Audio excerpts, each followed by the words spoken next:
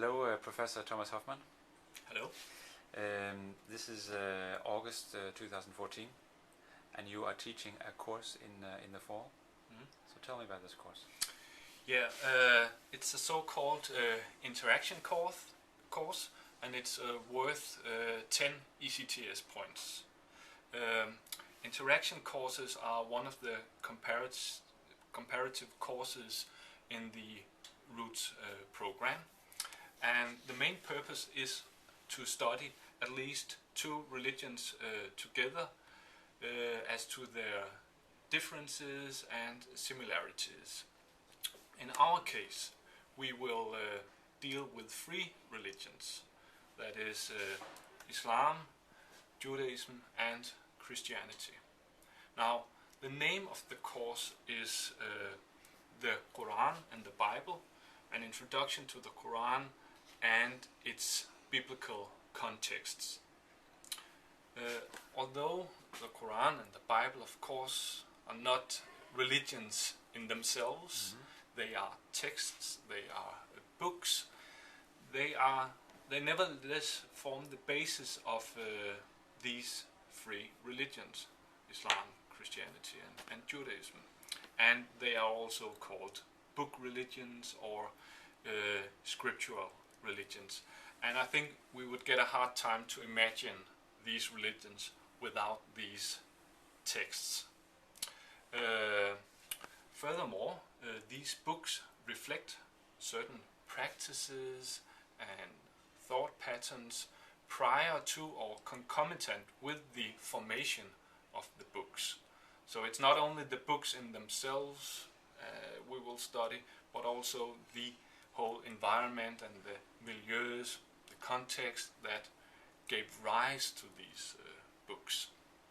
And one last thing, it is of course the Qur'an that will form the comparative point of departure for our work. Neither the New Testament nor the Hebrew Bible refers to the Qur'an, but the Qur'an refers to both of them. And it is this explicit Quranic recognition and acknowledgement of the other books that we will take as our comparative point of departure. Well, I have to say it sounds really interesting. Thank you. So maybe we can go into a little bit into detail. What do you mean by biblical contexts?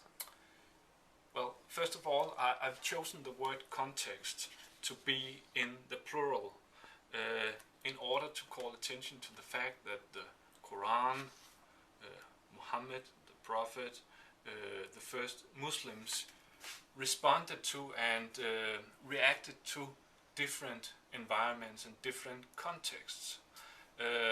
So there is not just one overarching context.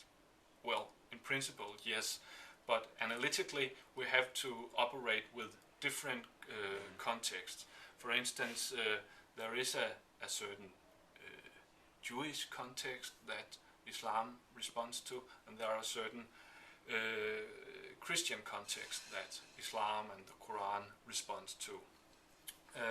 So by using the word context, I want to stress that we need a plurality of approaches and perspectives.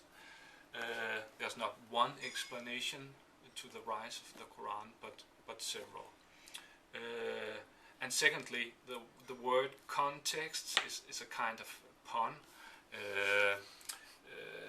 that should be read as contexts. The Quran relates to other texts in an intertextual manner. So we will read these texts along with the Quran, the Quran. Okay. So that's why I use the key word context. Okay. But intertextuality could be another key word. Subtexts could be yet another key word. And in practically speaking, this will be not only the canonical biblical text, but it could also include apocryphal text, rabbinic writings, etc. Okay, what type of comparative analyses will you apply? The simple working definition of a comparative analysis is simply to look for differences and similarities in this case between the Quranic text and all other kinds of texts, in this case between the biblical text and the Quranic text. And we will ask, why are there these differences? It's not only about pointing out that there are differences or similarities, but we have to ask, why are there these dynamics going on? Are they unintentional? Are they deliberate? Are they just plain misunderstandings? Did Muhammad understand some specific Christian teaching, for instance? Or are we talking about strategic Islamic misunderstandings? You know, what the American literary critic Harold Bloom calls strong misinterpretations. And I've envisioned the comparative analysis in kind of five modules or five perspectives. One could be thematic comparisons, classical theological themes like for instance covenant or apocalypse could be compared. How does the Quranic presentation of apocalypse differentiate to, for instance, the Johannine New Testamental presentation of apocalypse, and why are there these differences and similarities? Yet another comparative module would be comparisons between characters of these texts or protagonists of these texts. For instance, between the Quranic Abraham and the various biblical Abrahams. The Islamic Christ, the Islamic Jesus, and the Christian Christ. The list is wide, and we will only choose some of these protagonists. A third module would concern rhetorical comparisons or linguistic comparisons, modes of narrative, modes of poetic address, metaphorical language, uses of parallelisms in the rhetorical structure, things like that. A fourth module could be ritual and cultic comparisons, for instance, between the prayer, ways of praying, ways of presenting the prayer, different kinds of purity laws, dietary purity laws, all kinds of bodily purity laws that both New and Old Testament deal with.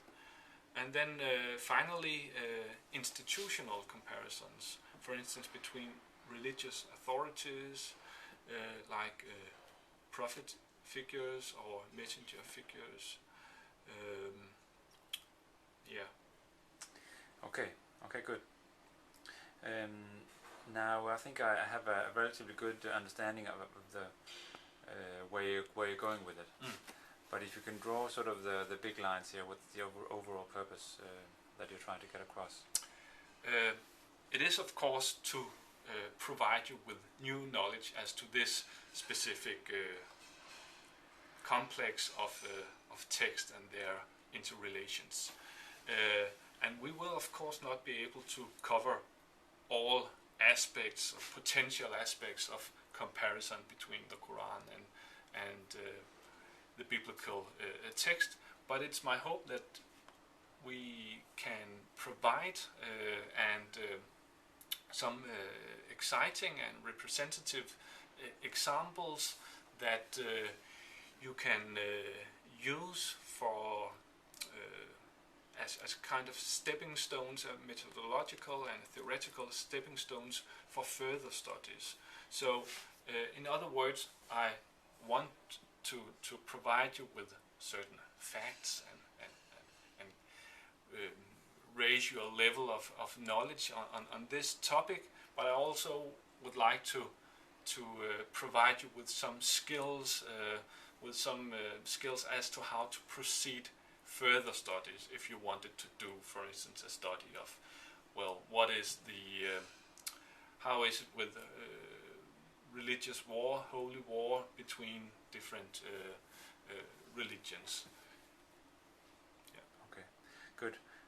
Well, I must say that I would like to take this course myself.